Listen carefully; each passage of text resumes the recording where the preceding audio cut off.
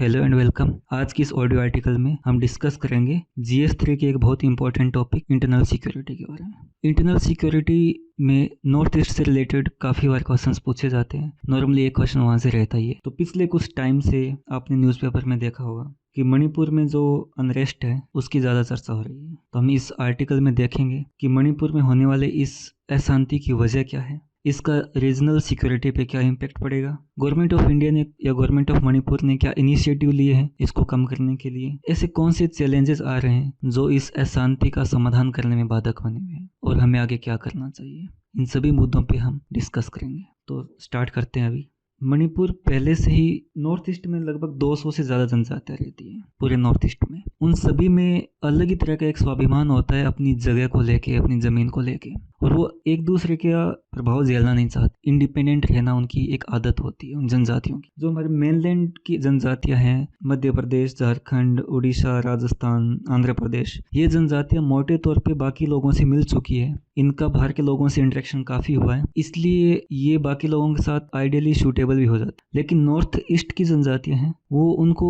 एकांकीपन ज़्यादा पसंद है, स्वाभिमान ज़्यादा उनमें, इसलिए उनमें आपस में भी जल और ज़मीन को लेके समस्याएं चलती रहती। तो मैं थोड़ा सा बता देता हूँ मणिपुर की जो जियोग्राफी है और कल्चरल आइडेंटिटी है उसके बारे में। मेनली वहाँ पे 2 टाइप की जनजातियाँ रहती है, कुकी और मैती। वो जियोग्राफिकली ऐसे डिवाइडेड है कि मैती जनजाति वैली में रहती है और कुकी जनजाति वो हिल एरिया में रहती है। वैली का जो पोर्शन है वो लगभग 10% है जियोग्राफी में मणिपुर की, और हिली एरिया वो 90% के आसपास है। तो पहला तो जियोग्राफिकली अनइवन डिस्ट्रीब्यूटेड है दोनों, और दूसरा वैली है वो ज़्यादा अच्छी जगह है, फर्टाइल जगह है, और हिली एरिया जो रहने के लायक समस्याएं हैं वहाँ। तो वहाँ पे शेड्यूल्ड ट्राइब के दर्जे को लेके भी उन दोनों जातियों में विवाद बना रहे। तो अभी देखते हैं रिसेंट में जो विवाद था, ये पिछले 3 दशकों से कुकी और मैती इन 2 जनजातियों के बीच में पहला डायरेक्ट क्लैश है। काफ़ी टाइम तक यहाँ पे शांति थी, लेकिन 3 दशकों के बाद में ये पहला क्लैश हुआ है वहाँ पे। इसने वापस जो पहले की एथनिक इश्यूज थे, जियोग्राफिकल इश्यूज थे, उनको फिर से उत्पन्न किया है।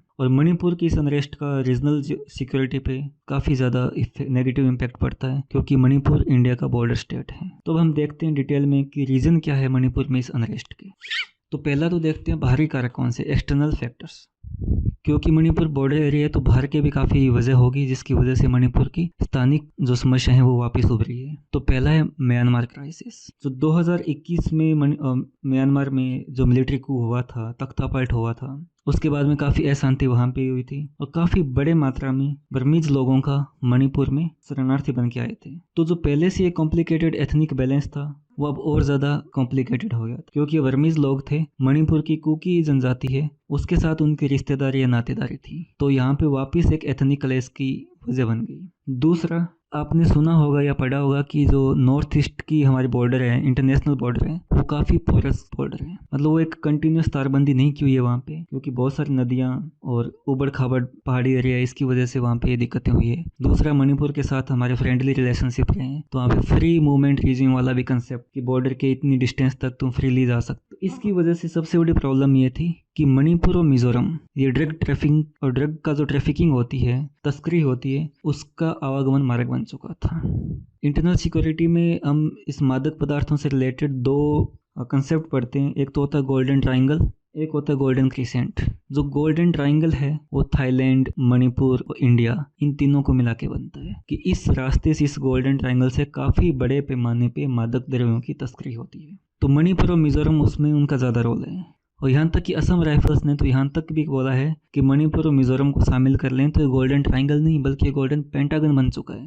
इतने बड़े पैमाने पे ड्रग ट्रैफिकिंग होती है, क्रॉस बॉर्डर क्राइम्स होते हैं। तो ये एक वजह है वहाँ पे अनरेस्ट, क्योंकि जहाँ पे नशाखोरी होगी तो वहाँ पे सोशल अनरेस्ट बना रहता है। वायलेंस को फ्यूल करने में काफ़ी कम टाइम लगता है। इलीगल एक्टिविटी जहाँ ज़्यादा होती है वहाँ पे अशांति वैसे ही ज़्यादा होती है। तो ये 2 बड़े एक्सटर्नल फैक्टर हैं। अब बात करते हैं इंटरनल फैक्टर की। आंतरिक कारण कौन सी है जिसकी वजह से मणिपुर में अनरेस्ट? तो एक हमने देखा कि एसटी स्टेटस को लेके यहाँ डिमांड बढ़ रही है। हाल ही में मणिपुर हाई कोर्ट ने भी स्टेट गवर्नमेंट को ऐसा बोला है कि जो मैती समुदाय की जो एसटी में शामिल करने की डिमांड है उसकी रिकमेंडेशन को सेंटर को भेजना चाहिए। इसकी वजह से वहाँ पे जो कुकी संप्रदाय था उनको पहले से एसटी का स्टेटस मिला हुआ था, अब उनको उनमें तनाव होना जाहिर सी बात, क्योंकि उनको लगने लग गया था कि रिजर्वेशन के बेनिफिट जो उनको ज़्यादा मिल रहे थे अब कंपेरेटिवली थोड़ा लॉस की कंडीशन में जाना पड़ेगा, क्योंकि अगर मैती संप्रदाय को एसटी का स्टेटस मिल जाता है तो फिर दोनों में तनाव की स्थिति वैसे बनी रहेगी बाद में भी। दूसरा लैंड इशू है, जो हमने देख लिया ज्योग्राफिकली मणिपुर में वैली और हिल है। वैली पे मैती संप्रदाय का जो मेजोरिटी में पॉपुलेशन वाइज उनका इनहेबिटेंट है, जबकि वैली का जो एरिया है वो उस पूरे मणिपुर का 1/10वां भाग है, यानी कम एरिया पे ज़्यादा समुदाय रहता है और ज़्यादा एरिया पे कम समुदाय रहता है। तो ये लैंड इश्यूज वहाँ का एक प्रमुख मुद्दा भी है। हिस्टोरिकल टेंशन पहले से ही है वहाँ पे, हिल ट्राइब और जो वैली ट्राइब्स हैं उनके बीच में। पॉलिटिकल रिप्रेजेंटेशन को लेके है, रिसोर्सेज को लेके है, या कल्चरली रिकॉग्निशन को लेके है, ये समस्या वहाँ पे पहले से ही है। जैसा मैंने बताया कि नॉर्थ ईस्ट की सारी जनजातियाँ अपने आप को इंडिपेंडेंट मानती, सबको स्वाभिमान पसंद है, इसलिए अपनी अलग कल्चरल आइडेंटिटी बनाए रखना चाहती है। लेकिन कई बार पॉपुलेशन कम या ज़्यादा होने की वजह से उनका स्टेट में उतना प्रतिनिधित्व होता नहीं है, या फिर उनकी कल्चर को उतना रिकॉग्नाइज नहीं किया जाता है जितना मेजोरिटी की कल्चर को किया जाता है। तो ये एक तनाव है। उसके अलावा lack of economic development. Obvious सी बात है कि मणिपुर का जो लैंड है वो प्लेन एरिया तो है नहीं, वहाँ पे काफ़ी अनड्यूलेटिंग ग्राउंड है, बॉर्डर स्टेट है, इसकी वजह से वहाँ पे बेसिक इंफ्रा है वो काफ़ी कम डेवलप हो पाया है। कम्युनिकेशन, ट्रांसपोर्टेशन, ये फैसिलिटी काफ़ी कम है। फिर गवर्नेंस के भी इशू है काफ़ी। जैसे गवर्नमेंट होती है ऐसी सिचुएशन को हैंडल करने के लिए टेम्परली वो सस्पेंशन करती है मोबाइल इंटरनेट को, या फिर आफ्सपा लगा देती है। ये सब चीज़ें वहाँ के लोकल समुदाय को काफ़ी ज़्यादा दिक्कतें पहुँचाती है, तो उनमें सोशल अनरेस्ट होता है और वो उग्रवादी दलों के साथ या तो मिल जाते हैं डायरेक्टली या इनडायरेक्टली उनको हेल्प करते हैं, या फिर गवर्नमेंट की जो टैक्टिक्स होती है, प्लान्स होते हैं, उनके बारे में उन लोगों को बता देते हैं। तो ये गवर्नेंस इशू होने की वजह से गवर्नमेंट और लोगों के बीच में एक गैप बना रहता है। वो गैप एक अविश्वास उत्पन्न करता है और वही अविश्वास उग्रवाद को और ज़्यादा बढ़ावा देता है। तो ये सारे इसके रीज़न थे। अब देखते हैं मणिपुर अनरेस्ट का रीजनल सिक्योरिटी पे क्या इम्पैक्ट पड़ता है। पहला तो हमारी जो सीमा है वो काफ़ी वल्नरेबल है, तो यहाँ पे कोई भी अनरेस्ट होगा वो क्रिमिनल एक्टिविटी को बढ़ाएगा, चाहे मादक द्रव्यों की तस्करी हो या फिर हथियारों की इलीगल सप्लाई हो। इससे इन वजह से ओवरऑल उस पूरे रीजन में सिक्योरिटी का इशू रहेगा। मिलिटेंसी बढ़ती है, लंबे टाइम तक अनरेस्ट होता है तो गवर्नमेंट के प्रति अविश्वास बढ़ता है, उसी से मिलिटेंसी पैदा होती है।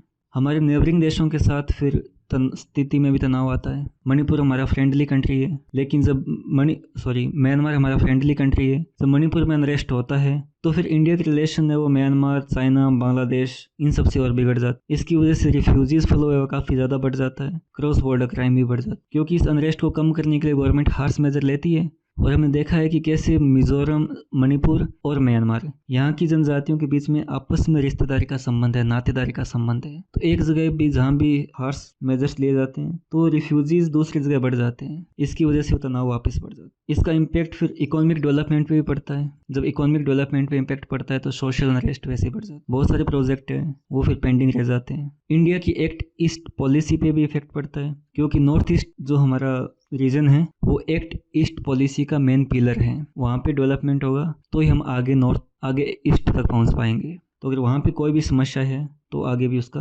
इम्पैक्ट, जैसे कि एक इंफ्रास्ट्रक्चर हम कर रहे हैं, मणिपुर थाईलैंड हाईवे जो बन रहा है, ट्राइलेटरल हाईवे, उसका डेवलपमेंट कम होगा तो कनेक्टिविटी कम होगी, तो फिर इंपोर्ट एक्सपोर्ट कम होगा, इकोनॉमिक बैलेंस बिगड़ जाएगा, तो वो एक्ट ईस्ट पॉलिसी को भी नेगेटिवली इम्पैक्ट। इंटरनली डिस्प्लेसमेंट होगा, अगर कहीं भी अनरेस्ट है तो फिर वहाँ के लोग नेबरिंग स्टेट में जाएंगे और वहाँ भी चैलेंजेस होगा, पॉलिटिकल इशू होंगे, कल्चरली इशू होंगे, सोशली इशू होंगे, इकोनॉमिक इश्यूज होंगे, ह्यूमन राइट का वायलेशन होगा। आफ्सपा लगाने के बाद में आफ्सपा में आर्मी को ज़्यादा पावर मिल जाती है, उसकी वजह से ह्यूमन राइट वायलेशन की काफ़ी चिंताएं बढ़ती। तो गवर्नमेंट क्या करे इस मणिपुर अनरेस्ट को कम करने के लिए? पहला तो एक है पॉलिटिकल डायलॉग में जितने भी स्टेक होल्डर इसमें शामिल हैं, चाहे मणिपुर गवर्नमेंट है या वहाँ के जो उग्रवादी संगठन है या वहाँ की जनजातियों का प्रतिनिधित्व करने वाले महत्वपूर्ण व्यक्ति है, वो सब आपस में मिलकर एक डायलॉग करें, पॉलिटिकली डायलॉग करें, क्योंकि पीस किसी भी समस्या का सबसे लंबा चलने वाला समाधान हो। उन लोगों की क्या डिमांड है, क्या उनकी चुनौतियाँ हैं, उन पे बिंदुवार बातें करें